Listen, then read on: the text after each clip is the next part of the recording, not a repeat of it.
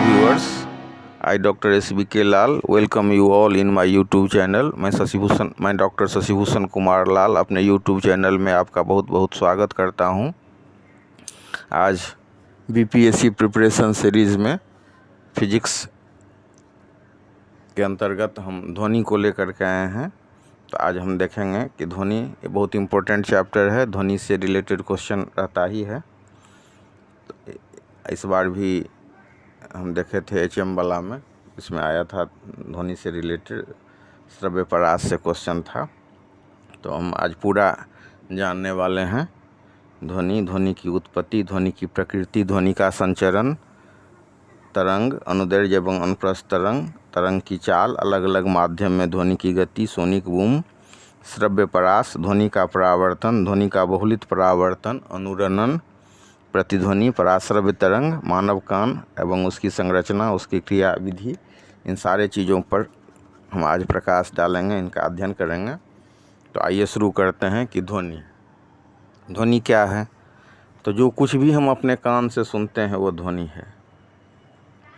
जैसे ताली का बजना या हम सुनते हैं, बच्चा के रोने की आवाज़ आती है, या सड़क पर जो वाहन चलते रहता है, बस हो या ट्रक हो, सायरन बजाता है, चिड़िया का चहचहाहट है, पत्ता का खरखराना है, हवा के बहने से जो पत्ता में खरखराहट होती है, सब क्या है? ध्वनि है।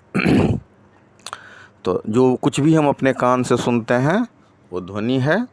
और ध्वनि उत्पन्न कैसे होती है? तो ध्वनि उत्पन्न होने के लिए कंपन की आवश्यकता होती है। बिना कंपन के ध्वनि उत्पन्न नहीं हो सकती है। आप लैब में जाएंगे, ये स्वर द्विशूल जो होता है, स्वरित्र त्रिभुज होता है, उससे उसको पैड पर पटकते हैं तो ध्वनि उत्पन्न होती है। तो उसमें हम देखेंगे उसको स्वर द्विशूल को कि उसको कंपन, अगर बारीकी से हम देखें तो देखेंगे कि वो कंपन कर रहा है। इसी हिसाब से अगर ग्लास पर आप टन से मार दीजिए, तो ग्लास चम्मच से मार दीजिए तो क्या होगा? तो उसमें ध्वनि उत्पन्न होगी और देखेंगे ग्लास में कंपन हो रहा है। तो इस हिसाब से जो भी ध्वनि को उत्पन्न करने की बहुत सारी विधियां हो सकती हैं। कई प्रकार से हम ध्वनि को उत्पन्न कर सकते हैं, लेकिन बिना कंपन के ध्वनि को हम उत्पन्न नहीं कर सकते हैं।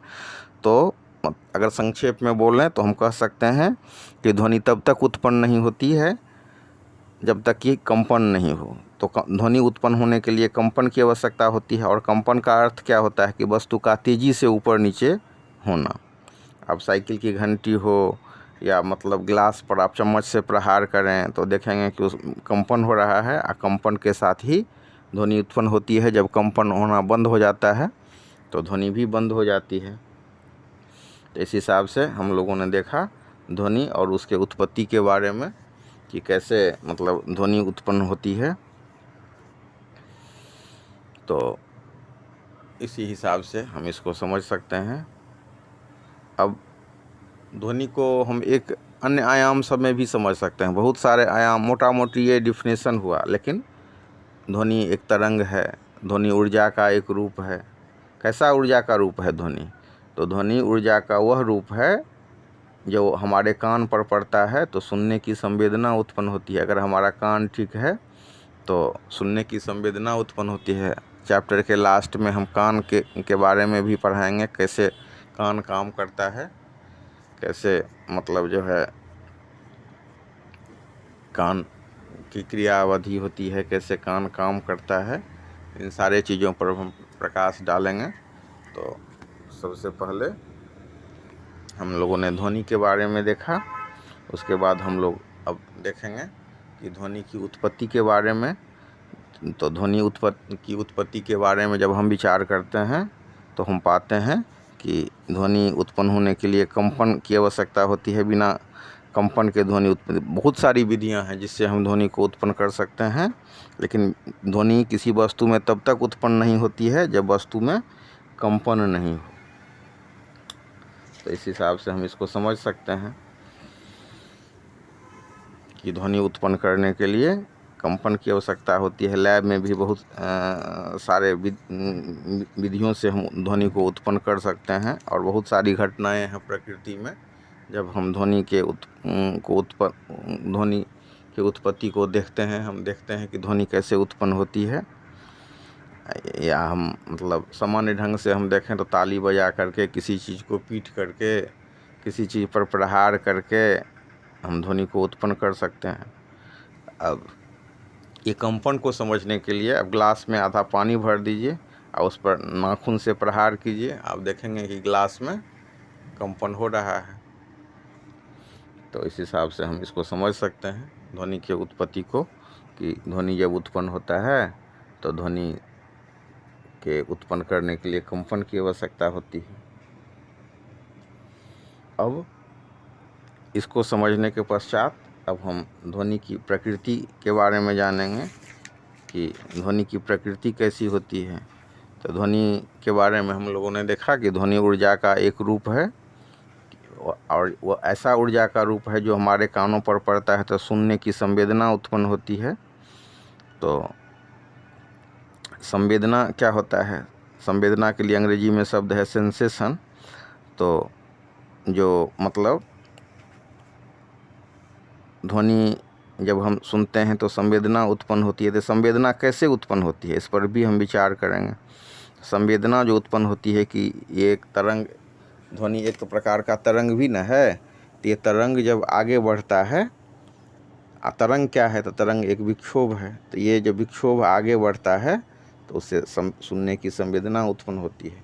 उसके अलावा आगे हम तो चर्चा करेंगे, थोड़ा सा चर्चा कर लेते हैं कि ध्वनि का जो तरंग है वो हवा में ये अनुदैर्ध्य तरंग का उदाहरण है। तो अनुदैर्ध्य तरंग क्या होता है? जब माध्यम का कण तरंग गमन के दिशा में कंपन करता है तो वो अनुदैर्ध्य तरंग होता है, जिसके लिए अंग्रेजी में शब्द है लॉन्गिट्यूडिनल वेव्स। तो लॉन्गिट्यूड हवा, ये जो तरंग ध्वनि तरंग है वो लॉन्गिट्यूडिनल वेव्स का उदाहरण है, और प्रकाश का तरंग अनुप्रस्थ तरंग का उदाहरण है। ये भी क्वेश्चन पूछता है कि ध्वनि तरंग हवा में किस तरह का मतलब तरंग का उदाहरण अनुप्रस्थ है या अनुदैर्ध्य है। तो ध्वनि तरंग के बारे में हम कहेंगे ये अनुदैर्ध्य तरंग है, और प्रकाश तरंग की बात होगी तो ये अनुप्रस्थ तरंग। बहुत सिंपल सा क्वेश्चन है और पूछता है, बहुत पूछता है। तो इसको हम लोग ध्यान रखें कि ध्वनि तरंग की प्रकृति अनुदैर्ध्य होती है। अब आगे आते हैं कि इसका मतलब संचरण कैसे होता है। तो ध्वनि का जो संचरण होता है वो होता है कि विक्षोभ के आगे बढ़ने से होता है। ध्वनि के संचरण के लिए एक माध्यम की आवश्यकता होती है, और ये माध्यम की जो आवश्यकता होती है, क्योंकि ये ध्वनि का तरंग जो है सो मैकेनिकल वेव्स है, यांत्रिक तरंग है। तो यांत्रिक तरंग के गमन के लिए माध्यम की आवश्यकता होती है, जबकि इलेक्ट्रोमैग्नेटिक वेव्स, विद्युत चुंबकीय तरंग के गमन के लिए कोई माध्यम की आवश्यकता नहीं होती है। तो हम लोगों ने जाना कि ध्वनि की तरंग की प्रकृति होती है अनुदैर्ध्य, और ये यांत्रिक तरंग है जिसको हम अंग्रेजी में मैकेनिकल वेव्स कहते हैं, इसके गमन के लिए एक माध्यम की आवश्यकता होती है। तो अब ये संचरण कैसे होता है? तो फिजिक्स के भाषा में थोड़ा सा कहें तो हम कह सकते हैं संपीड़न एवं विरलन के क्रमवती रूप से किसी माध्यम में संचरित होना ध्वनि तरंग का संचरण होना है। अब इसको समझने के लिए अलग अलग प्रयोग सब है। तो इस प्रयोग के माध्यम से हम इसको समझ सकते हैं कि कैसे संपीड़न होता है। संपीड़न का मतलब होता है दबाव, और विरलन का मतलब होता है कि जब दबाव कम हो जाता है। तो दबाव ज़्यादा होना, फिर कम होना, फिर ज़्यादा होना, फिर कम होना। तो इस हिसाब से ये जो अनुदैर्ध्य तरंग है वो आगे बढ़ती है। एक दीवार में आप कांटी ठोक दीजिए या उसमें स्प्रिंग को फंसा दीजिए, या फिर उसमें उसको दबाव डालिए, फिर उसको थोड़ा खींचिए। इस हिसाब से हम संपीड़न विरलन को समझ सकते हैं। संपीड़न का मतलब होता है कि दबाव डालना, और विरलन का मतलब होता है थोड़ा सा खींचना। तो अनुदैर्ध्य तरंग गति संपीड़न एवं विरलन के रूप में पैदा होती है, और विरलन के रूप में ये आगे बढ़ती है। ठीक है। तो इस हिसाब से संपीड़न एवं विरलन के क्रमवर्ती रूप से इसको कंसेक्यूटिव रूप में इसको आगे बढ़ने की जो प्रक्रिया है, तो उसमें उसी प्रक्रिया से ध्वनि तरंगें आगे बढ़ती हैं। तो ध्वनि तरंग के गमन के लिए एक माध्यम की आवश्यकता होती है। तो हम लोगों ने चर्चा किया कि ध्वनि एक तरंग है, ध्वनि एक ऊर्जा का रूप है जो कान पर पड़ने पर सुनने की संवेदना उत्पन्न करता है। तो हम अब जानते हैं कि तरंग क्या होता है। तो तरंग एक प्रकार का विक्षोभ है। तरंग एक प्रकार का विक्षोभ है, वो विक्षोभ आगे बढ़ता है तो माध्यम में एक स्थान से दूसरे स्थान तक माध्यम का कण जो है वो दोलन करता है। दोलन के कारण ये माध्यम का कण जब दोलन करता है उस कारण से जो है तरंग संचारित होता है, और यही जो विक्षोभ है उसको हम तरंग कहते हैं। ये विक्षोभ की गति को हम तरंग की गति कहते हैं। तो तरंग एक विक्षोभ हो गया, विक्षोभ जो आगे बढ़ता है तो उसको हम तरंग की गति कहते हैं।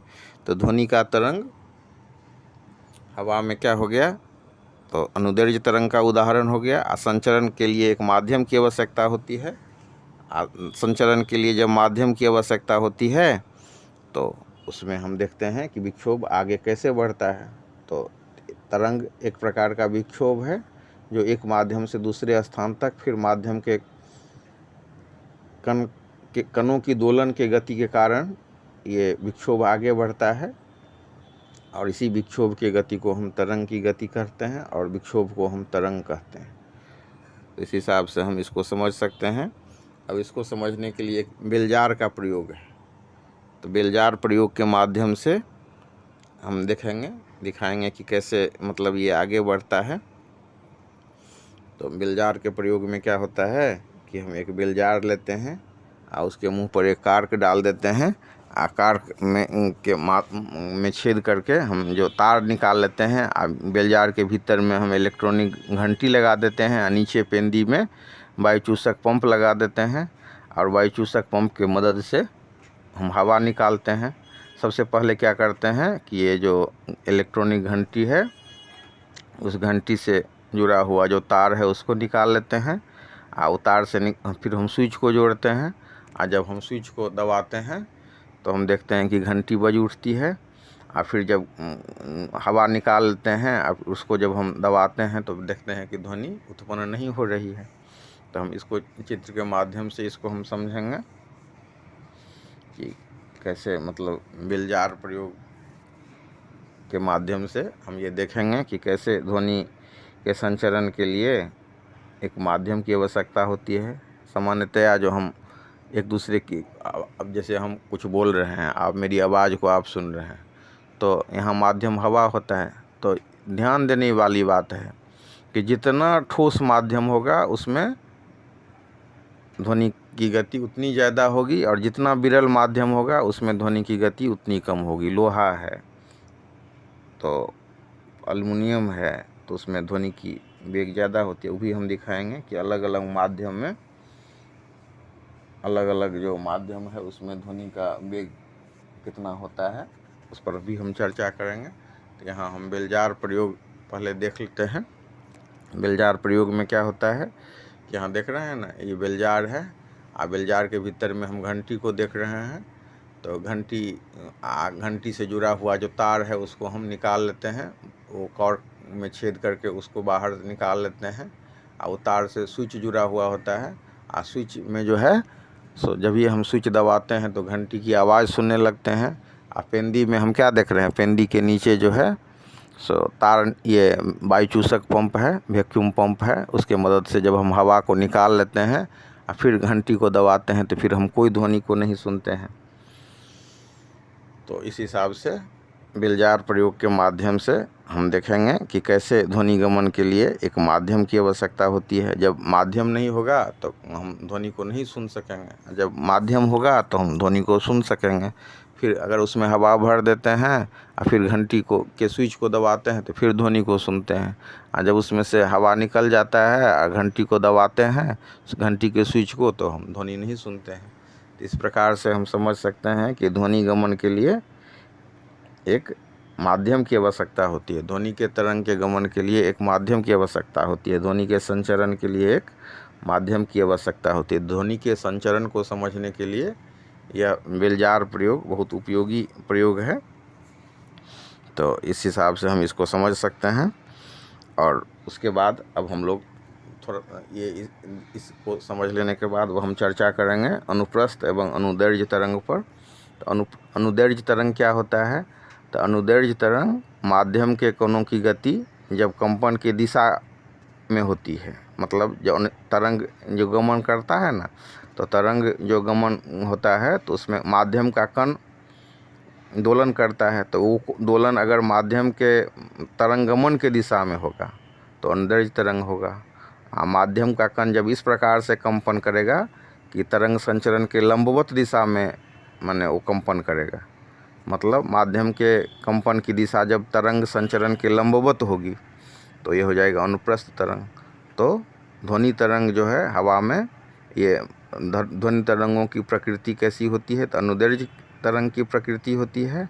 और अनुप्रस्थ तरंग की बात करेंगे तो मतलब जो प्रकाश तरंग है, तो प्रकाश तरंग कैसा है की प्रकृति कैसी होती है तो अनुप्रस्थ तरंग की होती। क्यों होती है? क्योंकि माध्यम के जो कण हैं वो तरंग संचरण के दिशा के लंबवत कंपन करते हैं। माध्यम के कण का कंपन जब तरंग संचरण के लंबवत होता है तो उसको हम अनुप्रस्थ तरंग करते हैं। बहुत इंपॉर्टेंट चीज़ है कि ध्वनि तरंगों की प्रकृति कैसी होती है, अनुदैर्ध्य, और प्रकाश तरंगों की प्रकृति कैसी होती है तो अनुप्रस्थ। तो इसको एक बार फिर से सुन लीजिए, इंपॉर्टेंट चीज़ है। ध्वनि तरंगों की प्रकृति अनुदैर्ध्य तरंग की होती है और प्रकाश तरंग की प्रकृति अनुप्रस्थ तरंग की होती है। अब इसको समझने के बाद अब हम चर्चा करेंगे आगे तरंग के चाल। बहुत इंपॉर्टेंट फार्मूला पर हम चर्चा करने वाले हैं, वो है V बराबर n लेमडा। तो वहाँ V होता है तरंग का चाल, n को आवृत्ति से डिनोट करते हैं और लेमडा को तरंग दैर्ध्य से डिनोट करते हैं। तो इसको समझने से पहले बढ़िया से मतलब ये अनुप्रस्थ और अनुदैर्ध्य तरंग को समझ लीजिए। स्प्रिंग वाले प्रयोग के माध्यम से हम इसको बढ़िया से दिखा सकते हैं कि किसी द्रव्यात्मक माध्यम में जब तरंग का संचरण होता है तो माध्यम का कण तरंग के दिशा में स्वयं आगे नहीं बढ़ता है। जब आप जैसे अब ट्रेन है तो ट्रेन की पटरी आगे नहीं ना बढ़ती है, ट्रेन आगे बढ़ रही है ना। आप जो पानी का सरोवर है, शांत सरोवर है, उसमें जब आप पत्थर फेंक देते हैं तो क्या होता है, विक्षोभ आगे बढ़ता है। आप देखेंगे कि केंद्र से एक विक्षोभ आगे बढ़ा, चारों तरफ से एक सर्किल का रूप लेते हुए आगे बढ़ते चला जाता है। तो इस प्रकार के विक्षोभ के गमन ही को तो हम तरंग की गति कहते हैं। विक्षोभ के गति को ही तो हम तरंग की गति कहते हैं। तो जब अनुप्रस्थ और अनुदैर्ध्य तरंग को समझना है तो इसमें समझना होता है कि माध्यम का कण जो कंपन कर रहा है वो किस दिशा में कर रहा है। अगर तरंग संचरण की दिशा में कर रहा है, जिस दिशा में हमारा तरंग बढ़ रहा है उसी दिशा में है तो अनुदैर्ध्य तरंग हो जाएगा, और जिस दिशा में हमारा तरंग गमन कर रहा है उस दिशा के लंबवत दोलन करता है तो अनुप्रस्थ तरंग होता है। इस हिसाब से हम अनुप्रस्थ और अनुदैर्ध्य तरंग को समझ सकते हैं। इसको समझने के बाद अब हम आगे चर्चा करेंगे तरंग की चाल। तो तरंग की चाल को हम के लिए फार्मूला होता है V बराबर n लेमडा। तो यहाँ भी क्वेश्चन पूछेगा कि V बराबर n लेमडा में V क्या है, या V बराबर n लेमडा में n क्या है, या V बराबर n लेमडा में लेमडा क्या है। तो कहीं किसी बुक में आप देखेंगे कि आवृत्ति को न्यू से डिनोट करता है। यहाँ पर जो हम V बराबर n लेमडा लिखे हैं तो V यहाँ पर हो गया तरंग का चाल, n हो गया आवृत्ति और लेमडा हो गया तरंग दैर्ध्य। तो इस हिसाब से हम इसको समझ सकते हैं कि, तो इस हिसाब से देखिए ये जो हमारा फार्मूला है V बराबर n लेमडा, ये रिलेशनशिप है वेवलेंथ में, फ्रीक्वेंसी में और वेलोसिटी ऑफ साउंड। इस फार्मूला के माध्यम से, इस इक्वेशन के माध्यम से हम तीन चीज़ में रिलेशन एस्टैब्लिश करते हैं। तो V बराबर n लेमडा जब हम लिखते हैं तो V4 हो गया वेलोसिटी ऑफ साउंड, N4 हो गया फ्रीक्वेंसी, लेमडा 4 हो गया वेवलेंथ, जिसको हिंदी में हम तरंग दैर्ध्य बोलते हैं। तो ध्वनि तरंग जब हम देखते हैं कि संपीड़न और विरलन से आगे बढ़ता है तो ध्वनि की जो चाल है उसको हम कैसे परिभाषित करेंगे, ये भी क्वेश्चन आता है कि ध्वनि का चाल क्या है। तो ध्वनि के चाल को अगर हम परिभाषित करें तो हम कह सकते हैं कि एकांक समय में तय की गई दूरी को ध्वनि तरंग की चाल कहते हैं। इसको हम भी से डिनोट करते हैं।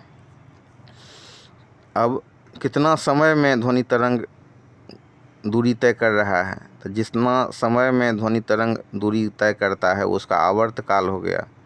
अब अगर मतलब ध्वनि तरंग टी समय अंतराल में आगे बढ़ रहा है तो ये हो गया हमारा वी टी। तो क्योंकि दूरी बराबर होता है ना चाल गुने समय, तो तरंग के द्वारा टी समय में तय की गई दूरी हो जाएगा चाल गुने समय, तो भी बराबर ये हो जाएगा v इंटू टी, दूरी डिस्टेंस। अब आवर्तकाल जो होता है, तो आवर्तकाल t हो गया, तरंग दैर्ध्य लेमडा हो गया। तो t आवर्तकाल में तरंग लेमडा दूरी तय करता है, तो ये चाल गुने समय, दूरी बराबर चाल गुने समय, तो चाल हो गया v और ये आवर्तकाल हो गया t। तो उस कितना दूरी तय करता है, तो लेमडा दूरी तय करता है। तो हम लिख सकते हैं दूरी बराबर होता है ना चाल गुने समय, तो इस हिसाब से क्या हो गया हमारा, दूरी हो गया लेमडा, टाइम हो गया t, अब चाल हो गया v। तो चाल गुने समय बराबर हो गया v गुने t। चाल गुने समय से कौन चीज़ को डिनोट करते हैं, चाल गुने समय, दूरी बराबर होता है चाल गुने समय, तो कितना दूरी तय करता है, तो लेमडा दूरी तय करता है। तो इस हिसाब से हमारा हो गया वी टी बराबर लेमडा, या फिर v बराबर लेमडा बटा टी, या फिर v बराबर लेमडा इंटू 1/t, 1/t हो गया फ्रीक्वेंसी। तो इस हिसाब से हमारा हो गया ये n बराबर 1/t और वेलोसिटी बराबर हो गया, इस हिसाब से तरंग की चाल बराबर हो गया v लेमडा। तो हम कह सकते हैं कि तरंग की चाल बराबर आवृत्ति गुने तरंग दैर्ध्य। अब हम अलग अलग माध्यम में जो ध्वनि का चाल है उस पर चर्चा करते हैं। अलग अलग माध्यम में ध्वनि का चाल कितना है, तो हम देखेंगे कि एल्यूमिनियम में 5100 मीटर पर सेकंड है, लोहा में 5130 मीटर प्रति सेकंड है, स्टील में 5180 मीटर प्रति सेकंड है, पीतल में 4700 मीटर प्रति सेकंड है, निकेल में 4900 मीटर प्रति सेकंड है, कांच में 5000 मीटर प्रति सेकंड है, फ्लिंट कांच में 3980 मीटर प्रति सेकंड है, जो डिस्टिल्ड वाटर होता है उसमें 1483 मीटर पर सेकंड है, समुद्री जल में 1522 मीटर प्रति second, ethanol 1162, methanol 1121, kerosene oil में 1333 मीटर पर सेकंड, पारा में 1454 मीटर पर सेकंड, और ग्लिसरॉल में 1941 मीटर प्रति सेकंड, वायु में 332 मीटर पर second, nitrogen 337, oxygen 315, hydrogen 1286, helium में 972, कार्बन डाइऑक्साइड में 258, सल्फर डाइऑक्साइड में 211 मीटर पर सेकंड की गति होती है। तो इस प्रकार हम लोगों ने देखा कि अलग अलग माध्यम में ध्वनि की चाल कितनी होती है। अब हम चर्चा करेंगे सोनिक बूम का। सोनिक बूम क्या होता है, तो सोनिक बूम का जब हम चर्चा करेंगे तो हम देखेंगे कि मतलब कोई ऐसी वस्तु जिसका जो चाल है वो ध्वनि से जब ज़्यादा होता है तो सोनिक बूम पैदा होता है। मतलब कोई भी वस्तु अगर पराध्वनिक चाल से चल रही होती है तो हम कह सकते हैं कि वो मतलब जो तीक्ष्ण और प्रबल ध्वनि उत्पन्न करती है उसी को हम सोनिक बूम कहते हैं। इसको हम एक और नाम से सोनिक बूम कहिए या फिर उसको माने ध्वनि बूम कहिए। तो जब कोई पिंड वायु में ध्वनि की चाल से अधिक चाल से गति करता है तो प्रघाती तरंगें उत्पन्न होती हैं, तो उसको हम जो मतलब ध्वनि ये शॉक्स वेव अंग्रेजी में बोलते हैं।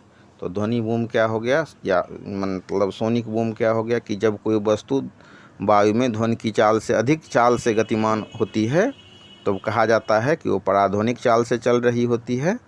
तो लड़ाकू विमान, बंदूक से छोड़ी गई गोली इत्यादि जो वस्तुएं हैं वो पराध्वनिक चाल से चलते हैं और तीक्ष्ण एवं प्रबल ध्वनि उत्पन्न करते हैं। इसी को हम सोनिक बूम कहते हैं।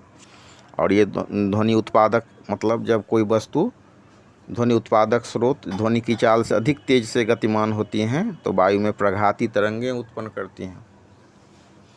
प्रघाती तरंगें जब उत्पन्न करती हैं तो उसे कई बार देखेंगे कि मकान, ये लड़ाकू विमान सब जब आकाश में उड़ते रहता है तो मकान में जो लगा हुआ खिड़की दरवाज़ा सब होता है वो भी शॉक वेव्स के कारण छिन्न-भिन्न हो जाता है। तो सोनिक बूम के बारे में थोड़ा सा चर्चा करने के बाद अब हम चर्चा करेंगे तारत्व पर। तारत्व क्या है? तो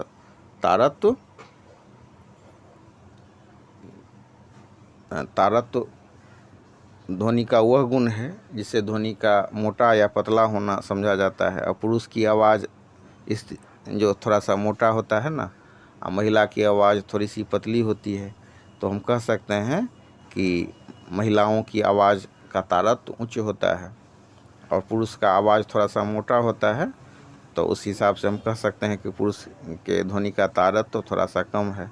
तो ध्वनि का तारत्व उसकी आवृत्ति पर निर्भर करता है। अधिक तारत्व वाली ध्वनि की आवृत्ति अधिक होती है और कम तारत्व वाली ध्वनि की आवृत्ति कम होती है। मोटे ध्वनि को हम निम्न तारत्व की ध्वनि कह सकते हैं और पतली ध्वनि को हम उच्च तारत्व की ध्वनि कह सकते हैं। अब आते हैं कि लाउडनेस। अब कोई आवाज़ हमको कितना जोर का सुनाई देता है, कोई आवाज़ हमको कितना कम जोर का सुनाई देता है, कितना वो प्रबल ध्वनि है, कितना कम प्रबल ध्वनि है। तो इसी हिसाब से अगर हम उसको परिभाषित करें तो इसको हम कहते हैं ध्वनि की प्रबलता। तो ध्वनि की प्रबलता ध्वनि का वह गुण है जिसके कारण यह कान को धीमा सुनाई देगा या फिर तेज सुनाई देगा। तो ध्वनि की प्रबलता जो है वो मूल रूप से कान के सुग्राह्यता पर भी निर्भर करता है कि हमारा कान कितना सेंसिटिव है। ध्वनि की प्रबलता ध्वनि के आयाम से जानी जाती है और ध्वनि जो का आयाम है ध्वनि ऊर्जा से संबंधित है। तो इस प्रकार से प्रबल ध्वनि में ऊर्जा अधिक होती है और मृदु ध्वनि में ऊर्जा कम होती है। इसके बाद बहुत इम्पोर्टेंट चीज़ है ध्वनि की तीव्रता। ध्वनि की तीव्रता क्या होती है? तो किसी एकांक क्षेत्रफल से 1 सेकंड में गुजरने वाली ध्वनि ऊर्जा को हम ध्वनि की तीव्रता कहते हैं। अब जो ये प्रबलता है या तीव्रता है उसको हम एक समान अर्थ में लेते हैं, ये ठीक नहीं है। ध्वनि का तीव्रता के लिए अंग्रेजी में यूज होता है इंटेंसिटी ऑफ साउंड।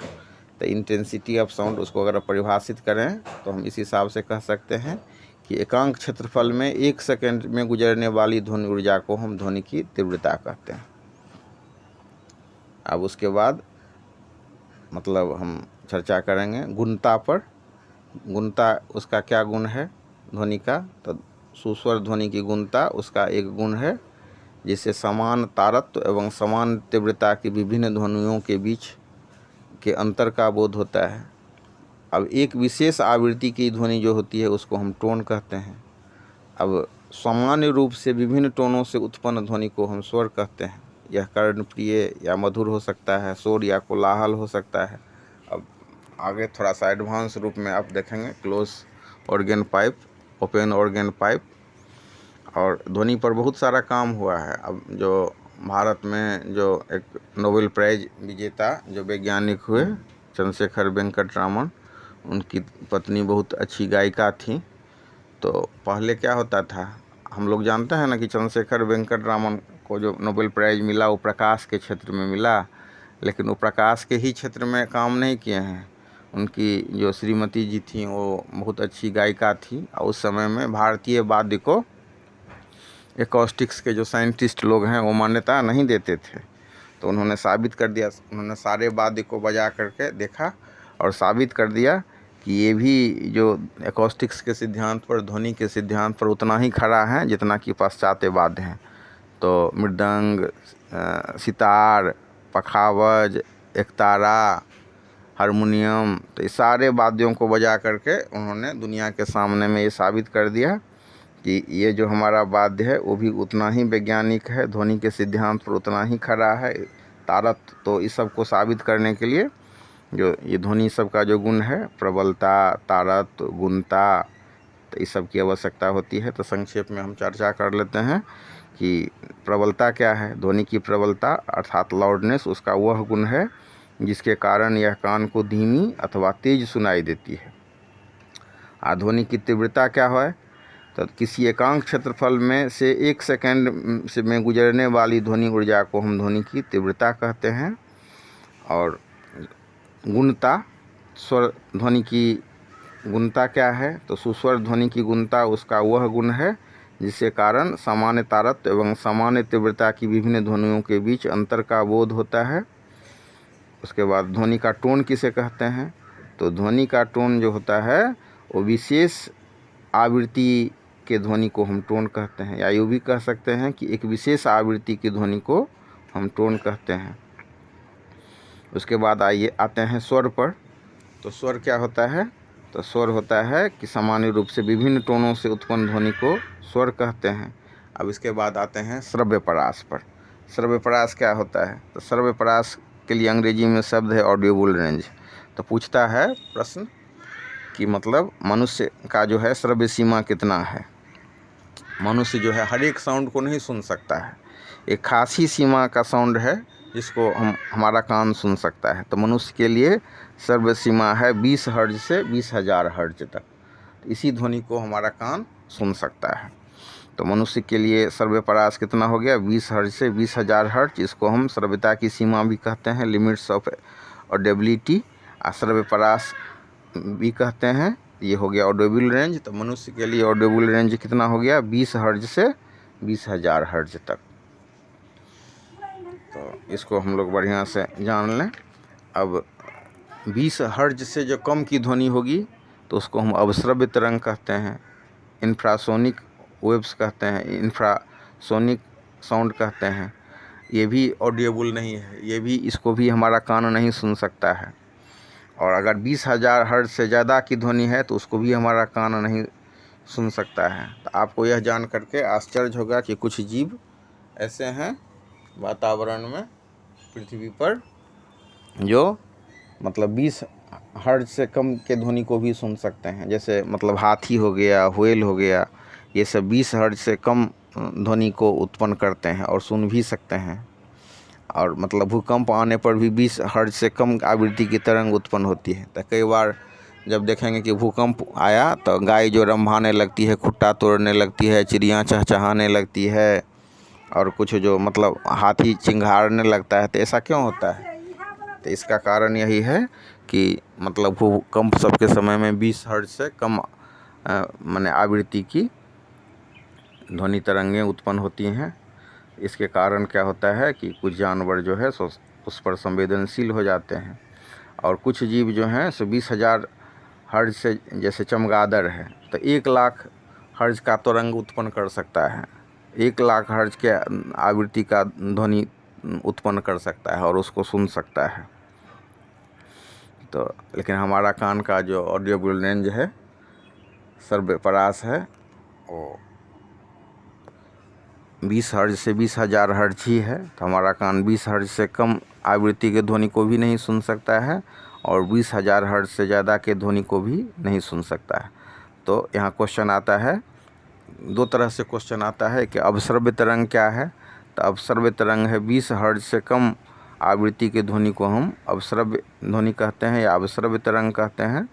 और पराश्रव्य तरंग क्या है, तो पराश्रव्य तरंग जो है 20,000 हर्ट्ज से ज़्यादा आवृत्ति की जो तरंग होती है उसको हम पराश्रव्य तरंग कहते हैं या पराश्रव्य ध्वनि कहते हैं। अब उसके बाद अब हम चर्चा करेंगे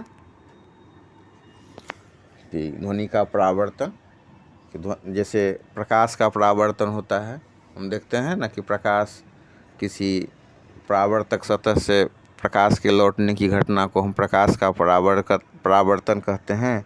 तो उसी हिसाब से ध्वनि का भी परावर्तन होता है। अब प्रकाश के परावर्तन के लिए एकदम स्मूथ सरफेस की आवश्यकता होती है, चिकने सतह की आवश्यकता होती है, लेकिन ध्वनि के परावर्तन के लिए बहुत चिकने सतह की आवश्यकता नहीं होती है।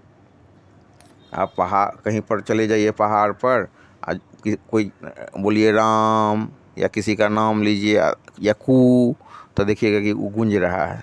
तो ऐसा क्यों गूंजता है? ये ऐसा इसलिए गूंजता है क्योंकि प्रकाश ध्वनि की किरणें परावर्तित होती हैं। तो परावर्तित ध्वनि को ही हम इको साउंड बोलते हैं, प्रतिध्वनि बोलते हैं। तो इसमें क्या होता है कि किसी दूरी से, किसी अवरोध से जो ध्वनि के लौटने की घटना को हम कहते हैं ध्वनि का परावर्तन। तो प्रकाश के परावर्तन के तरह ध्वनि के परावर्तन का भी नियम है। तो जैसे प्रकाश का परावर्तन का नियम है, उसी हिसाब से ध्वनि के परावर्तन का भी नियम है। ध्वनि का परावर्तन का नियम पहले हम जानिए। उसमें जैसे उसमें होता है ना, प्रकाश के परावर्तन के समय में कि आपतित किरण, परावर्तित किरण और आपतन बिंदु पर खिंचा गया अविलंब तीनों एक तल में होते हैं। उसी हिसाब से प्रकाश के परावर्तन की हम बात करेंगे तो हम लिखेंगे कि आपतित ध्वनि, परावर्तित ध्वनि और आपतन बिंदु से परावर्तक सतह पर डाला गया अविलंब तीनों एक ही तल में होते हैं और आपतन कोण परावर्तन कोण के बराबर होता है। तो ये जो है एक प्रयोग के माध्यम से इसको हम समझ सकते हैं। प्रयोग को समझने के लिए एक हम क्लिक क्लिक टिक टिक टिक टिक वाली जो टेबल घड़ी होती है उसको लेते हैं, और टीन का एक खोखली नली लेते हैं और एक परावर्तक सतह लेते हैं। तो परावर्तक सतह के रूप में हम टेबल पर एक लकड़ी का एक समतल तख्ता AB रख देते हैं और उससे 1 मीटर लंबी और 5 सेंटीमीटर व्यास की टीन का हम 2 नली लेते हैं या स्टील का 2 नली लेते हैं, और उसको हम नली को टेबल पर इस प्रकार से रखते हैं कि बिंदु तख्ते पर जो बिंदु माने Q है वो कुछ कोण बनाए, और फिर नली के मुंह पर टेबल घड़ी को रख देते हैं, और टेबल घड़ी को इस हिसाब से रखते हैं कि वो Q बिंदु से मिले। और फिर नली को जो है नली के मुंह को हम कान से लगा देते हैं ताकि टिक टिक ध्वनि को हम सुन सकें, और दूसरी नली को Q के पर तक घुमाकर उसी स्थान पर रखते हैं जहाँ से स्पष्ट ध्वनि सुनाई देती है।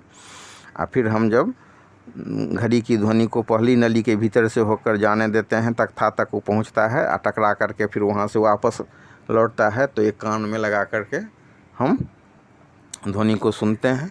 आप देख रहे हैं यहाँ से घड़ी की टिक टिक से आवाज़ जा रही है, अपरावर्तक सतह तख्ता से टकरा करके वो वापस लौटती है।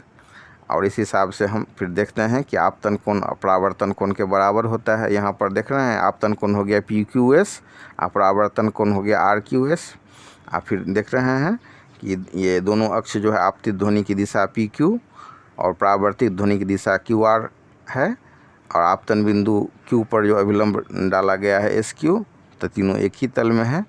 इस हिसाब से ध्वनि के परावर्तन के नियम को हम समझ सकते हैं। तो एक बार हम दोहरा देते हैं। आपतित ध्वनि, परावर्तित ध्वनि और आपतन बिंदु पर से परावर्तक सतह पर डाला गया अविलंब तीनों एक ही समतल में होते हैं। आपतन कोण और परावर्तन कोण बराबर होता है। तो इस हिसाब से हम इसको समझे। और अब हम लोग देखते हैं कि माने ध्वनि का बहुलित परावर्तन क्या होता है। तो ध्वनि के बहुलित परावर्तन का उपयोग करके ही डॉक्टरी जो आला होता है, जिसको हम डॉक्टर्स स्टेथोस्कोप कहते हैं, उसको बनाया जाता है। और भी जो एकॉस्टिक्स के सिद्धांत पर ध्वनि के बहुलित परावर्तन के सिद्धांत को प्रयोग करके, जैसे हॉर्न हो गया, बिगुल हो गया, मेगाफोन हो गया, लाउड स्पीकर हो गया, और जो ईयर ट्रम्प होता है, हियरिंग एड, जो बहरा आदमी सब कान में लगाता है, जो बधिर लोग होते हैं वो कान में लगा करके इस यंत्र के सहायता से आसानी से श्रवण कर सकते हैं, जिसको हिंदी में हम कर्णतुई बोलते हैं। तो ये सारे के सारे जो उपकरण हम देखते हैं, ये ध्वनि के बहुलित परावर्तन के कारण, ध्वनि के बहुलित परावर्तन के सिद्धांत को उपयोग में ला करके इनको बनाया जाता है। अब इसमें हम क्या देखते हैं? इसमें हम देखते हैं कि मतलब जैसे समतल दर्पण का प्रयोग करके हम देखते हैं ना, 2 समतल दर्पण का प्रयोग करके उसका जो माने सक्सेसिव जो रिफ्लेक्शन होता है उसको का उपयोग करके हम पेरिस्कोप जैसे संयंत्र बनाते हैं। उसी हिसाब से ध्वनि का बहुलित जो परावर्तन होता है, उसमें ध्वनि दीवार से एक जगह से टकरा करके, आप चित्र में देखिए, एक जगह से टकरा करके फिर दूसरे जगह, दूसरे से फिर टकरा करके, फिर ऐसे करके इसका बार बार परावर्तन होते रहता है। और यही कारण है कि मेघ जो है सो एक बार गरज गया तो फिर दोबारा मेघ का गर्जन सुनाई देगा, फिर तिबारा सुनाई देगा। रुक रुक करके मेघ क्यों गरजता है? तो ये ध्वनि के बहुलित परावर्तन ही के कारण होता है कि यहाँ आप देख रहे हैं ना नली में कि यहाँ से ऐसे टकराया, फिर यहाँ से रिफ्लेक्ट हुआ, फिर ऐसे टकराया, फिर ऐसे रिफ्लेक्ट हुआ। तो बार बार ये जो परावर्तन होता है इसी को हम ध्वनि का बहुलित परावर्तन कहते हैं। और इसी के कारण मेघ गर्ज की जो दीर्घ ध्वनि है वो धीरे धीरे मैंने समाप्त होती है। एकाएक मेघ गर्जा फिर समाप्त नहीं हो जाता है। तो ध्वनि का इसमें हम देखते हैं ध्वनि के बहुलित परावर्तन में जिसका क्रमिक परावर्तन होता है, मतलब बार बार परावर्तन होता है, क्रम से एक बार हुआ। आप देख रहे हैं इस दीवार में, देखिए ये नली जो स्टेथोस्कोप के आंतरिक संरचना को इसमें हमने दिखाया है कि कैसे यहाँ से इसमें अंदर में कैसे यहाँ से परावर्तन होता है ध्वनि, फिर यहाँ से परावर्तन होता है। और इसका फ़ायदा ये होता है कि हम जब कान में इसको लगाते हैं तो हृदय के धड़कन आदि को हम बहुत आराम से सुन सकते हैं। तो आप ये इससे फ़ायदा होता है कि ध्वनि सभी दिशाओं में नहीं फैलती है। और यंत्रों में जो लगी नली होती है उसके सिरे पर, उसके टॉप पर एक कोनिकल टाइप का मुंह बना होता है। इससे क्या होता है, वो साउंड रिसीव होता है, फिर उसके दीवारों में ध्वनि तरंगों का बहुलित परावर्तन होता है। और उसके एकजुट होने के कारण ध्वनि तरंगों की प्रबलता बढ़ जाती है, जिससे हम आसानी से प्रबल ध्वनि होने के कारण हम उसको सुन सकते हैं। तो उसी हिसाब से जो हियरिंग एड सब होता है, जो कम सुनने वाले जो बधिर लोग होते हैं उनके लिए ये उपकरण, जो ध्वनि का उपकरण है, एकॉस्टिक्स का जो उपकरण है, तो उसको उपयोग में लाते हैं। इसमें भी यंत्र के चौड़े मुंह वाले सिरे पर पड़ने वाली ध्वनि तरंगें बहुत ही संकीर्ण क्षेत्र में परावर्तित होकर कान तक पहुंचती हैं, जिससे कान के अंदर कंपित होने वाली वायु परत के आयाम में वृद्धि होती है और हमको बेहतर सुनने में मदद मिलती है। तो इस हिसाब से हम लोगों ने ध्वनि के परावर्तन को देखा, बहुलित परावर्तन को देखा। अब हम चर्चा करते हैं अनुरणन। ये अनुरणन क्या होता है? तो अनुरणन के मामले में जब हम देखेंगे कि किसी सभा भवन में या बड़े हॉल में जब कोई वक्ता भाषण देते रहता है, तो भाषण देने के समय में अगर वो ध्वनि बार बार परावर्तित हो जाए तो क्या होगा कि सुनने वाला ठीक से मज़ा नहीं ले पाएगा भाषण का। तो बड़े सभा भवन में क्या होगा कि बहुत बड़ा सभा भवन में दीवार भी बड़ी होगी, तो ध्वनि जो है सो टकरा करके उसका बराबर परावर्तन के कारण जो है एक दीवार से टकराएगी फिर लौटेगी, तो उसके कारण ध्वनि निर्बंध हो जाएगा। ध्वनि निर्बंध के लिए अंग्रेजी में शब्द है परसिस्टेंस ऑफ साउंड। तो परसिस्टेंस ऑफ साउंड के कारण क्या होगा कि जो सुनने वाले को ध्वनि, एक ही ध्वनि बार बार सुनाई देगी। तो ये जो इफ़ेक्ट होता है श्रुति निर्बंध जो होता है, परसिस्टेंस ऑफ साउंड वाला जो इफ़ेक्ट पैदा हो जाता है, इसी को हम रिवर्बरेशन कहते हैं और हिंदी में बोलें तो अनुरणन बोलते हैं। तो इसी को कम करने के लिए सभा भवन में आप देखेंगे या सिनेमा हॉल में जो देखेंगे कि नारियल का जो मतलब छिलकोइया होता है उसको दीवार में फिक्स कर दिया जाता है, उसको प्लास्टर कर दिया जाता है, सीमेंट के साथ उसको भी मिला दिया जाता है। या बहुत अच्छा मतलब ये नहीं है, कम खर्च में अगर लोग बनाना चाहता है सिनेमा हॉल तो उसके दीवार में बांस का जो है चीर करके उस बांस को फिक्स कर दिया जाता है। बांस भी ध्वनि बहुत अच्छा ध्वनि का अवशोषक है, तो ध्वनि का अवशोषण कर लेता है। तो इसके चलते रिवर्बरेशन ऑफ साउंड उत्पन्न नहीं होता है, अनुरणन नहीं होता है, और जो श्रोता है वो आराम से उसको सुन सकता है। तो इसमें हम चर्चा करेंगे प्रतिध्वनि का। प्रतिध्वनि क्या होता है? तो किसी विस्तृत अवरोध से ध्वनि के परावर्तित होकर उसे पुनः सुने जाने की घटना को हम प्रतिध्वनि कहते हैं। यही कारण है कि पहाड़ सब पर हम खड़े हो जाते हैं तो फिर अगर आवाज़ देते हैं तो फिर वो आवाज़ पुनः हमारे कानों तक सुनाई देती है। तो प्रतिध्वनि कोई नाम हो या कू बोलें या कुछ ऐसा साउंड बोलें तो फिर देखते हैं कि वो साउंड हम सुन रहे हैं जो हम अभी बोले हैं। तो दोबारा ये सुनने की घटना प्रतिध्वनि के कारण ही होता है। प्रतिध्वनि को हम इको साउंड बोलते हैं। अब इसका कारण क्या होता है? तो कोई भी जो ध्वनि हम सुनते हैं उसका प्रभाव 1/15 सेकंड तक ही हमारे मस्तिष्क पर रहता है। तो इसको हम श्रुति निर्बंध कहते हैं, परसिस्टेंस ऑफ साउंड कहते हैं। तो दूसरी ध्वनि जो हमें साफ साफ उसी अवस्था में सुनाई पड़ेगी जब वह 1/15 सेकंड के बाद पहुँचे।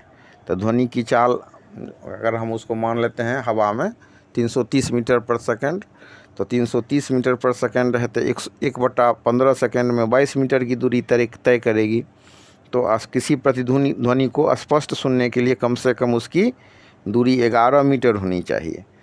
ठीक है, तो स्पष्ट जो सुनने के लिए जो न्यूनतम दूरी है वो हो गया 11 मीटर। ये भी क्वेश्चन पूछता है कि स्पष्ट जो सुनने के लिए जो परावर्तन सतह से कितनी दूरी होनी चाहिए श्रोता के कान की प्रतिध्वनि को सुनने के लिए, तो ये दूरी होनी चाहिए 11 मीटर।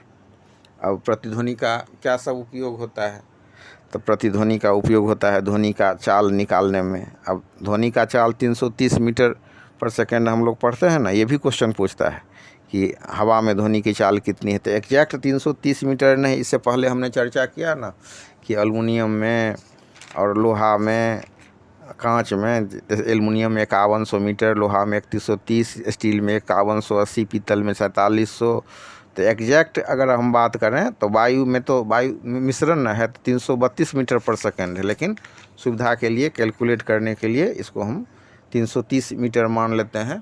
तो अप्रॉक्स लगभग हो गया हवा में ध्वनि का वेग हो गया 330 मीटर पर सेकंड। तो ध्वनि की चाल निकालने के लिए इसका प्रयोग करते हैं। तो ध्वनि का परावर्तन, जब ध्वनि 11 मीटर से अधिक दूरी पर अगर हम किसी वस्तु को रखते हैं ध्वनि उत्पादक स्रोत को, तो वहाँ से ये ध्वनि निकलेगी तीव्र क्षणिक ध्वनि। जैसे बंदूक को हम दागते हैं तो बड़ा तीक्ष्ण ध्वनि उत्पन्न होती है, या विराम घड़ी का टिक टिक होता है। तो विराम घड़ी से जो टिक टिक और प्रतिध्वनि के बीच समय अंतराल को हम ज्ञात कर लेते हैं और फिर ध्वनि स्रोत से परावर्तित पृष्ठ की सतह को माप लेते हैं और उस हिसाब से हम फार्मूला यूज करते हैं 2D = V/T। तो इस हिसाब से 2D = V/T हो गया, तो V = 2D/T हो गया। इस हिसाब से हमारा हो गया 2 × दूरी बटा समय। तो D का मान जो है सो कितना दूरी पर वस्तु को रखे हैं तो वो तो ज्ञात कर लेते हैं, T ज्ञात कर लेते हैं, तो फिर V का मान ज्ञात कर लेते हैं। उसी हिसाब से चमगादड़ के द्वारा प्रतिध्वनि का प्रयोग होता है। हम देखते हैं ना कि चमगादड़ दिन में सक्रिय नहीं होता है, रात में ही सक्रिय होता है। तो इसकी श्रवण सीमा, श्रव्य परास बहुत ज़्यादा होती है। हमने अभी चर्चा किया कि आदमी का श्रव्य क्षमता 20 हर्ट्ज से 20,000 हर्ट्ज ही होता है। 20,000 हर्ट्ज से ज़्यादा के ध्वनि को हम नहीं सुन सकते हैं। लेकिन चमगादड़ के मामले में हम देखते हैं कि ये 10,000 हर्ट्ज की तरंग को उत्पन्न कर सकता है, या इससे भी ऊंचे तरंग को ये उत्पन्न कर सकता है और सुन भी सकता है। तो इस प्रतिध्वनि का उपयोग करके ये जो रास्ते में पड़ने वाले अवरोध का पता लगा लेते हैं और बच करके निकल जाते हैं। चमगादड़ हम जानते हैं कि रात में सक्रिय होने वाला जीव है।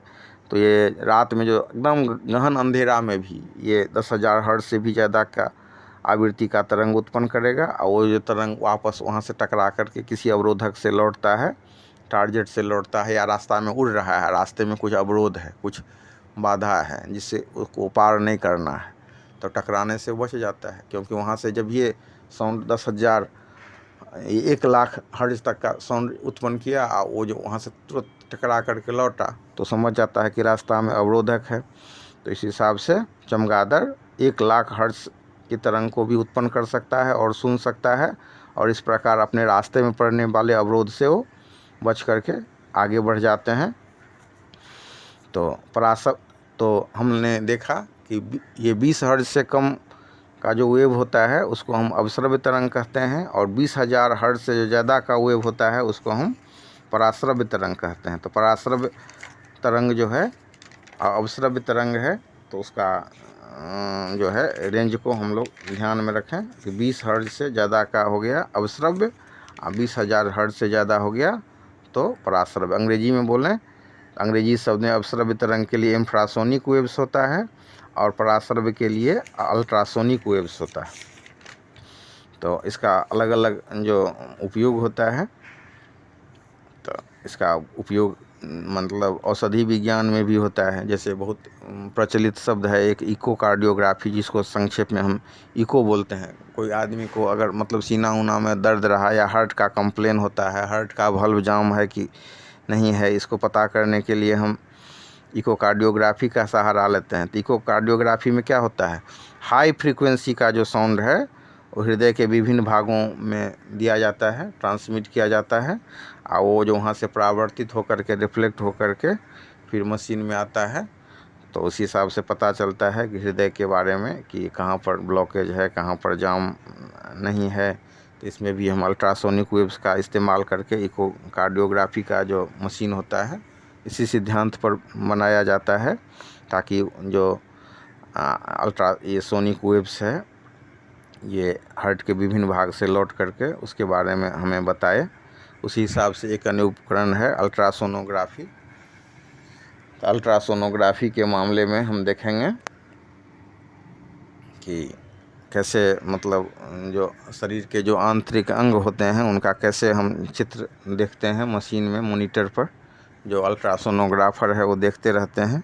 तो इसमें भी क्या होता है, अल्ट्रासोनोग्राफी में जो मतलब मेडिकल इंस्ट्रूमेंट है, तो मेडिकल जो एक टेक्नोलॉजी है जिससे आप liver, kidney, heart, gall bladder, uterus, इन सारे जो अंग हैं, आंतरिक अंग हैं, उनके बारे में हम उसका आकार कितना है, उसमें अंदर कुछ है कि नहीं है, गॉल ब्लाडर में स्टोन है कि नहीं है, मतलब ये किडनी में स्टोन है कि नहीं, किडनी का साइज कितना बड़ा है, कोई जो प्रेग्नेंट लेडी होती है तो उसका भ्रूण का साइज कितना बड़ा है, उसके बाद कुछ दिन के बाद देखते हैं कि उसका ग्रोथ कितना हुआ है। तो इन सारे चीज़ों का पता हम अल्ट्रासोनिक वेव्स के माध्यम से करते हैं, और ये प्रक्रिया होती है उसको हम अल्ट्रासोनोग्राफी बोलते हैं। तो ये क्या है, तो ये एक चिकित्सीय तकनीक है, मेडिकल मतलब टेक्निक है, जिसमें क्या करते हैं तो पराश्रव्य जो तरंग है उसको हम किसी अंग विशेष में भेजते हैं जिसका हमको चित्र प्राप्त करना होता है। तो इस अल्ट्रासोनिक जो वेव्स होता है उसको वो उस अंग से परावर्तित होकर के लौटती है, और उसके बारे में फिर हम पता कर पाते हैं, उस अंग के संरचना के बारे में, साइज के बारे में हमको जानकारी मिलती है। तो इस हिसाब से हम उसको समझ सकते हैं। अब पराश्रव्य तरंग का रेंज कितना होता है, तो ये पराश्रव्य जो तरंग होता है उसका रेंज 20,000 हर्ट्ज से ज़्यादा का होता है। इसका जो मतलब तरंग दैर्ध्य होता है 1.65 सेंटीमीटर से भी छोटा होता है। अब आधुनिक जो विधियां हैं उसके द्वारा हम 5 गुने 10⁵ किलो हर्ट्ज अर्थात मतलब 5,000 गुने 10⁵ हर्ट्ज आवृत्ति तक की भी पराश्रव्य तरंग को उत्पन्न कर सकते हैं। अब ये इसका आप कल्पना कर लीजिए कि ये दृश्य प्रकाश के बहुत नज़दीक है ये वेवलेंथ, तो इस हिसाब से हम कर सकते हैं। तो मतलब मनुष्य जो है उसके पास ये कैपेसिटी नहीं है कि पराश्रव्य तरंग को सुन सके, लेकिन मतलब जो चमगादड़ है वो 1,00,000 आवृत्ति तक का पराश्रव्य तरंग को उत्पन्न कर सकता है। कुत्ता जो है 20,000 हर्ट्ज तक के आवृत्ति का तरंग को सुन सकता है। यही कारण है कि कुत्ता सब का प्रयोग कुत्ता का घ्राण शक्ति ज़्यादा होता है, और कुत्ता का प्रयोग जो है सो करते हैं कुछ ऐसे चीज़ों को सुनने में। और जब चोर सब का आहट होता है तो हम कुछ नहीं समझते हैं और कुत्ता भूकने लगता है। तो प्रकृति में बहुत सारे ऐसे कुछ जीव हैं, कुछ कीड़े मकोड़े हैं जो पराश्रव्य तरंग उत्पन्न करते हैं, और उनकी जो श्रव्य सीमा है, श्रव्य क्षमता है, वो हम इंसान के तुलना में ज़्यादा है। अब हम चर्चा करते हैं कि मतलब पराश्रव्य तरंग सब का उपयोग कैसे कैसे करते हैं। तो पराश्रव्य अगर मतलब कम मात्रा में जो छोटा छोटा जो लिक्विड फॉर्म में जो है कोई द्रव, और उसमें अगर उतर रहा है किसी द्रव में वो ठोस का छोटा छोटा कण, और उस पर अगर हम अल्ट्रासोनिक वेव्स को डाल दें तो वो जो है छोटा छोटा कण आपस में मिल करके बड़ा होने लगता है और नीचे में बढ़ जाता है। इसी क्रिया को हम स्कंदन कहते हैं, कोगुलेशन कहते हैं। तो इसमें क्या हम देखते हैं, इसमें देखते हैं कि तरंगों में कुछ रासायनिक क्रियाएं तेज़ी से होने लगती हैं, और इस हिसाब से जो स्कंदन होता है। अब इसी हिसाब से जो मतलब पोटेशियम आयोडाइड से आयोडीन को मुक्त किया जाता है, आयोडीन के निकालने में इस प्रक्रिया का उपयोग होता है। देखते हैं कि सोनार एक मशीन होता है जो मतलब जो उसमें हम देखते हैं ना कि पनडुब्बी सबका पता लगाने के लिए प्रयोग करते हैं। तो सोनार का पूरा फॉर्म होता है साउंड नेविगेशन एंड रेंजिंग। इसी को संक्षेप में हम सोनार कहते हैं। तो इसमें भी क्या होता है कि हम दो ध्वनि को यूज करते हैं। आपतित ध्वनि किसी वस्तु से टकरा करके फिर लौटता है रिसीवर तक, तो हम दूरी के बारे में पता लगा लेते हैं कि कोई पनडुब्बी कितना दूरी पर है, या कोई डूबा हुआ सामान कितना दूरी पर है, या समुद्र के गहराई में कोई वस्तु कितनी दूरी पर है। इसको पता लगाने के लिए हम सोनार का उपकरण का उपयोग करते हैं। तो सोनार में हम इको प्रतिध्वनि का उपयोग करके करते हैं। अल्ट्रासोनोग्राफी में हम इको साउंड का प्रयोग करके करते हैं। चमगादड़ जो है इको साउंड का प्रयोग करके करता है। और परासव तरंग सब जो है उसका प्रयोग किसी मतलब स्कंदन में होता है, या फिर मतलब कुछ औद्योगिक उपयोग में होता है। धातुओं के दोष को पता लगाने में होता है। जैविक तथा चिकित्सा संबंधी भी उपयोग है। प्रतिध्वनिक गहराई मापन में होता है। तो अब इसमें हमने देखा कि कैसे मतलब छोटे छोटे जो कण अगर तैर रहे होते हैं और उस पर हम अल्ट्रासोनिक वेव्स डालें तो कैसे वो इकट्ठा होकर के बड़े कण में परिवर्तित हो जाते हैं। उसी हिसाब से जब औद्योगिक उत्पादन में अल्ट्रा साउंड वेव्स की बात करें तो जो मतलब कुछ बारीक छोटे छोटे ऐसे मशीन होते हैं जिनके पार्ट भी बहुत छोटे होते हैं। जैसे मतलब घड़ी का पार्ट पुर्जा है, कितना छोटा होता है।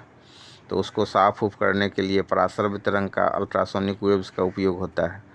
रंग का भी कोई कपड़ा है और उसका जो रंग थोड़ा सा मतलब ये हो गया, तो उसको भी सुधारने के लिए जो है सो उसका प्रयोग होता है परासरवित रंग का।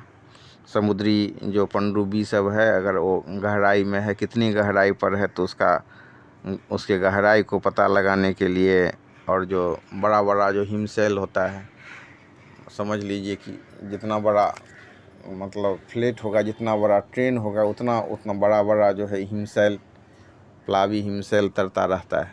तो कितने नीचे है, तो उसके गहराई का पता लगाने के लिए अल्ट्रासोनिक वेव्स का प्रयोग होता है। किस द्रव्य में ध्वनि की चाल कितनी है, इसको ज्ञात करने के लिए पराश्रवित रंग का प्रयोग होता है। उसके अलावा हम देखते हैं कि मतलब बड़ा बड़ा पुल बना, तो बड़ा बड़ा जो पुल बना, तो पुल में जो क्या होता है, लोहा या धातु सबका टुकड़ा लगाया जाता है। तो खोखला है कि नहीं खोखला है, वो ठीक ठाक है कि नहीं है, तो उसको पता लगाने के लिए भी जो है सो हम इसका उपयोग करते हैं, पराश्रवित रंग का उपयोग करते हैं। तो पराश्रवित रंग का कैसे उपयोग करते हैं, तो जो बड़ा बड़ा पुल है उससे हम गुजारे, उस पर अल्ट्रासाउंड को गुजारे, एक साइड में हम रिसीवर रख देते हैं ताकि ये पराश्रवित रंग पूरा पुल से गुजर गया या रिफ्लेक्ट हो गया। तो अगर मतलब बहुत बड़ा बड़ा पुल है या बहुत बड़ा भवन है, उसमें जो हम धातु का टुकड़ा सब लगाए हैं, तो उसमें कोई छिद्र है कि नहीं, दरार है कि नहीं, वो होलो है कि डेंस है, तो इसको पता करने के लिए हम उससे अल्ट्रासोनिक वेव्स को गुजारते हैं। और अगर रास्ते में कोई दरार नहीं है, कोई छेद नहीं है, कोई हॉलोनेस नहीं है, तो ये तरंग सीधे निकल जाएगी। और अगर मतलब उसमें कोई दोष होगा, कोई दरार होगा, कोई छिद्र होगा, तो फिर वहाँ से वो वापस लौट आएंगी, परावर्तित हो जाएंगी। तो उसको पता करने के लिए एक तरफ जो डिटेक्टर रख देते हैं कि ये जो हमारा अल्ट्रासोनिक वेव्स जो हम दे रहे हैं वो रिसीव हो रहा है कि नहीं हो रहा है, और इस हिसाब से प्रतिध्वनिक मापन के हिसाब से अल्ट्रासोनिक वेव को गुजारने के बाद फिर जो लौट करके आता है, तो उस हिसाब से छिद्र की सही स्थिति का हमको पता चल जाता है कि छिद्र है कि नहीं है तो कितना दूरी पर है। ये एक हिसाब से बहुत मशीनी आँख का काम करता है, जिसके मदद से हम प्रतिध्वनिक जो मतलब गहराई के माध्यम से अल्ट्रासोनिक वेव्स का उपयोग करके बड़े बड़े पुल, भवन, सभा भवन या कोई ऐसा कंस्ट्रक्शन खड़ा किए हैं, तो उसमें कुछ त्रुटि है कि नहीं, दोष है कि नहीं, इसका हम उपयोग कर सकते हैं। तो साधारण ध्वनि का इसमें जहाँ पर उपयोग नहीं हो सकता है, बहुत सारे ऐसे सेक्टर हैं, बहुत सारे ऐसे क्षेत्र हैं जिसमें हम पराशर तरंगों का यूज करके बहुत क्रांतिकारी लाभ हुआ है, बहुत सारी जानकारी हुई है। तो मोटा मोटी अभी उतना डिटेल्स में हमको नहीं जाना है, संक्षेप में हम चर्चा करें तो हम कह सकते हैं कि अल्ट्रासोनिक वेव्स का इस्तेमाल द्रव में ध्वनि की चाल को ज्ञात करने में किया जाता है, प्रतिध्वनि गहराई मापन में किया जाता है, और मतलब रासायनिक स्कंदन उत्पन्न करने में, या कुछ जैसे आयोडीन जैसे धातु, आयोडीन सबको मुक्त करने के लिए पोटेशियम आयोडाइड से निकालने में किया जाता है, धातुओं के दोष का पता लगाने में और औद्योगिक उत्पादन में भी इसका प्रयोग होता है। इसके अलावा आप देखेंगे कि चूहा या छोटा छोटा जो जीव होता है, मछली, मेढक, इस पर अगर हम पराशर तरंग का बाछोर करें तो पराशर तरंग का बाछोर करके उसको अंगहीन बनाया जा सकता है या उसको मार डाला जा सकता है। या बैक्टीरिया सब पर अगर अल्ट्रासोनिक वेव्स का बाछोर करें तो बैक्टीरिया सब को भी मारा जा सकता है। अब जैसे ब्रेन है, जैसे हमने देखा कि इकोकार्डियोग्राफी का प्रयोग करके हार्ट के दोष का पता चलता है, अल्ट्रासाउंड करके हम किडनी, लीवर, गॉल ब्लाडर ये सब के स्थिति का पता करते हैं। उसी हिसाब से मतलब जो ब्रेन ट्यूमर सब होता है, माथा में जो ट्यूमर हो जाता है, उसको भी पता लगाने के लिए अल्ट्रासोनिक वेव्स का इस्तेमाल करते हैं। गठिया वातरस का जो पेशेंट होता है तो उसको उस गठिया वाले स्थान पर अगर हम अल्ट्रासोनिक वेव्स का बाछोर करते हैं, उपयोग करते हैं, तो उसको भी दूर करने के लिए उसका उपयोग करते हैं। तो मोटा मोटी जो उपकरण की बात करें तो अल्ट्रासोनोग्राफी, इकोकार्डियोग्राफी ये सब का उपयोग होता है। इसके अलावा मोतियाबिंद सबको भी दूर करने में अल्ट्रासोनिक वेव्स का उपयोग होता है। और मैंने गुर्दा है, उसको ऑपरेशन करने में कितना मतलब तकनीकी अंग है, वो कितना उसको मतलब रिस्क रहता है, उसको चीरा लगाने में, फिर अंदर में उसको घाव भरने में कितनी परेशानी हो सकती है।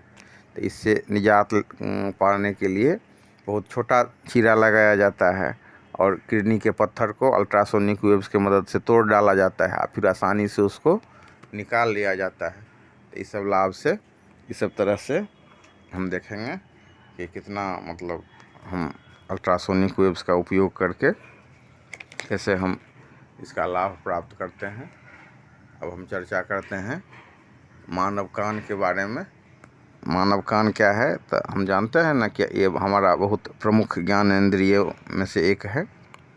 जैसे जीभ हो गया, मतलब ये कान हो गया, आँख हो गया, तो उसी हिसाब से हमारा कान भी बहुत प्रमुख ज्ञानेंद्रिय हैं, बहुत संवेदनशील अंग है। और ध्वनि के ही जो कान पर पड़ता है ध्वनि ऊर्जा, तो सुनने की संवेदना होती है। तो आइए थोड़ा सा हम कान पर चर्चा कर लेते हैं, कान को समझते हैं, क्योंकि कान ही एक ऐसा माने यंत्र है जिसके सहायता से हम किसी चीज़ को सुनते हैं, प्रकृति प्रदत्त अंग है। तो कान के बनावट की हम बात करें तो मुख्य रूप से हम कान को 3 भाग में बांट सकते हैं। एक हो गया, सबसे पहले हो गया बाहरी कान, उसके बाद हो गया मध्य कान, और उसके बाद हो गया आंतरिक कान। तो बाहरी कान में क्या होता है, तो पीना होता है, ईयर कैनल होता है।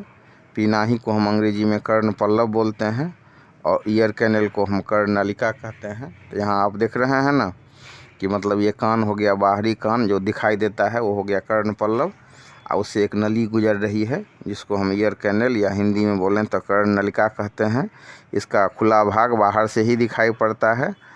बाहरी कान ही परिवेश से ध्वनि तरंगों को एकत्रित करता है और उसके बाद इसको ये मध्य कान में भेजता है। तो ये हो गया, सबसे पहले हो गया बाहरी कान, और जो कान दिखाई देता है वो हो गया कर्ण पल्लव। कर्ण पल्लव क्या करता है, तो साउंड को कलेक्ट करता है, और साउंड को कलेक्ट करने के बाद ये कर्ण नली में भेज देता है। ये नली जैसा आप देख रहे हैं, इस नली में भेज देता है। ये नली कहाँ से जुड़ा हुआ होता है, तो मध्य कान से जुड़ता है। तो सबसे पहले हम समझें ये बाहरी कान। बाहरी कान क्या करता है, तो साउंड को कलेक्ट करता है, और साउंड को कलेक्ट करने के बाद इसको मध्य भाग में भेजता है। तो बाहरी कान में कौन कौन सा अंग हो गया, तो ये हो गया कर्ण पल्लव, कर्णपट और कर्ण नलिका। अंग्रेजी में बोलें तो ये हो गया कर्ण पल्लव को अंग्रेजी में पीना बोलते हैं। कर्ण नलिका, जो नली जैसा आप संरचना देख रहे हैं, इसको हम एयर कैनल बोलते हैं। नली, जो नली देख रहे हैं, इसी से साउंड आगे बढ़ता है मध्य कान के तरफ। तो ये इसका काम, बाहरी कान का काम हो गया साउंड को कलेक्ट करना और मध्य कान को भेजना। अब आते हैं मध्य कान पर। देखिए मध्य कान क्या होता है। तो मध्य कान के मामले में हम देखेंगे कि कर्ण नलिका से, मतलब जो नली है, कैनल है, उससे सट करके बंधी हुई एक पार्ट होता है, एक झिल्ली होता है, जिसको हम ईयर ड्रम बोलते हैं और हिंदी में बोलें तो कर्णपट बोलते हैं। तो कर्णपट से जुड़ा हुआ होता है कर्ण नलिका। अब कर्ण नलिका से जो ये साउंड पहुंचा कहाँ पर, कर्णपट पर। तो कर्णपट में जो मध्य, वहाँ हम देख रहे हैं कर्णपट से मुखदरक जुड़ा हुआ होता है। मुखदरक जो है सो निहाय से जुड़ा हुआ होता है, निहाय बलयक से जुड़ा हुआ होता है। अगर तो इस हिसाब से मुखदरक मतलब क्या, हेमर, हथौड़ा टाइप का देख रहे हैं, हथौड़ा जैसा संरचना है ना। तो मध्य कान में आपको तीन तीन हड्डियाँ हो गई। एक हो गया मुखदरक, दूसरा हो गया एनवाइल, तीसरा हो गया स्टाइरप। तो मतलब इसको अगर हिंदी में बोलें तो हेमर को बोलते हैं मुखदरक, एनवाइल को बोलते हैं निहाय, और बलयक जो टेढ़ा जैसा जो संरचना है उसको बोलते हैं स्टाइरप। तो मध्य कान क्या करता है, तो ध्वनि तरंग को प्राप्त करके उसको प्रवर्धित करके उसको आगे भेज देता है आंतरिक कान पर। और आंतरिक कान क्या करता है, तो आंतरिक कान में जो है एक लिक्विड भरी कुंडली नली होती है, घोंघा टाइप का लपटा हुआ एक नली, जिसको हम कोचेलिया बोलते हैं। हिंदी में बोलें तो कर्णावत। तो इसका आकार घोंघा जैसा होता है। घोंघा जैसा जो होता है तो ये बलयक से जुड़ा हुआ होता है। बलयक से जुड़ा हुआ होता है तो उसके बाद फिर साउंड ये बलयक से यहाँ आता है। इसके बाद कर्णावत में क्या होता है, तो एक विशेष प्रकार की कोशिका होती है, जिसको हम, जो श्रवण तंत्रिका से ऑडिटरी नर्व से जुड़ा हुआ होता है। और ऑडिटरी नर्व जो है वो मस्तिष्क से जुड़ा हुआ होता है। तो इस हिसाब से हमने देखा कि मन कान के तीन भाग हो गए। एक हो गया बाहरी कान, दूसरा हो गया मध्य कान, तीसरा हो गया आंतरिक कान। बाहरी कान में क्या सब हो गया, तो बाहरी कान में हो गया पीना, ईयर कैनल, ये साउंड को कलेक्ट करके मध्य कान की तरफ भेजता है। मध्य कान में हो गया तीन गो पार्ट हो गया, तीन गो हड्डी, जिसको हम बोलते हैं हेमर, एनवाइल और स्टाइरप। अब उसके बाद आते हैं तीसरे कान में, जो आंतरिक कान है। तो तीसरा भाग आंतरिक कान हो गया। तो इसमें द्रव से भरी कुंडलित नली होती है, जिसको हम कर्णावत बोलते हैं, अंग्रेजी में बोलें तो कोचेलिया। तो इसका आकार घोंघा जैसा होता है। यह नली बलयक से मतलब जुड़ा हुआ होता है। और ये जो कर्णावत में एक विशेष प्रकार की कोशिका होती है, जिसको हम श्रवण तंत्रिका मतलब से ये जुड़ा हुआ होता है। तो श्रवण तंत्रिका किससे जुड़ा हुआ होता है, तो मस्तिष्क से जुड़ा हुआ होता है। तो आंतरिक कान में हो गया कर्णावत। कर्णावत में एक विशेष प्रकार की कोशिका रहती है, जो श्रवण तंत्रिका अर्थात ऑडिटरी नर्व से जुड़ी होती है। और ये ऑडिटरी नर्व से जो है वो ब्रेन से जुड़ा हुआ होता है। तो अब क्या होता है कि मतलब कान जो है साउंड कैसे हम सुनते हैं, इसको थोड़ा सा समझ लें। तो ध्वनि जो है, कंपन से ध्वनि उत्पन्न हुआ, और ध्वनि स्रोत हवा में संपीड़न विरलन करते हुए कान पर पहुंचा। कान में जो ध्वनि को कलेक्ट किया, ये हमारा जो कान का जो बाहरी भाग है कर्णपल्लव, उसमें कलेक्ट हुआ। और उसके बाद कर्णपट से निकट पहुंच करके पीछे की ओर कर्णपट को ये धकेलता है, जिससे कंपन होने लगता है। अब कर्णपट के कंपित होने से जो तीन गो हड्डियां हैं, जिसको हम अभी चर्चा किए हैं, हेमर, एनवाइल और स्टाइरप, तो ये आपस में जुड़ी हुई होती हैं, ये भी कंपन करने लगती हैं। आपस में जुड़ी हुई हड्डियाँ एक लीवर की तरह काम करती हैं। लीवर की तरह जब ये काम करती हैं तो कंपन से विस्थापन बढ़ जाता है। इसके विस्थापन से कर्णपट के कंपन का आयाम बहुत बढ़ जाता है। ये कंपन जब बलयक तक पहुंचता है तब कंपन का आयाम प्रवर्धित हो जाता है। ये बलयक जो कर्णावत से जुड़ा हुआ होता है, कर्णावत के तरल में संपीड़न और विरलन के स्कंद के रूप में प्रतिस्थापित होता है। यहाँ से ये स्पंद विद्युत संकेतों में परावर्तित हो जाते हैं और फिर श्रवण तंत्रिका द्वारा मस्तिष्क को भेज दिए जाते हैं। इस हिसाब से हम किसी चीज़ को सुनना ये हमारा संभव हो पाता है। तो इसमें मोटा मोटी बात हो गया कि बाहरी कान, जिसमें हो गया आपको कर्ण नलिका, कर्णपट, कोई साउंड कलेक्ट होकर के नली के माध्यम से पहुंचा मध्य कान में, वहाँ 3 गो हड्डी है, मुखदरक, निहाय, बलयक। और उसके बाद ये पहुंचता है कहाँ, आंतरिक कान में। आंतरिक कान में जो विशेष श्रवण तंत्रिका है, तो वहाँ से ये भेज दिया जाता है श्रवण तंत्रिका के माध्यम से मस्तिष्क तक, और ये इलेक्ट्रिक इम्पल्स के रूप में, और फिर ब्रेन उसको समझता है। तो उसको मस्तिष्क इसकी व्याख्या ध्वनि के रूप में करता है। तो वीडियो को पूरा देखिए। इसको और अच्छा बनाने के लिए आप सलाह दीजिए। वीडियो को पूरा देखने के लिए बहुत बहुत आपको धन्यवाद। आपका दिन शुभ हो, और इसी उम्मीद के साथ पूरा वीडियो को देखें। लाइक, शेयर और सब्सक्राइब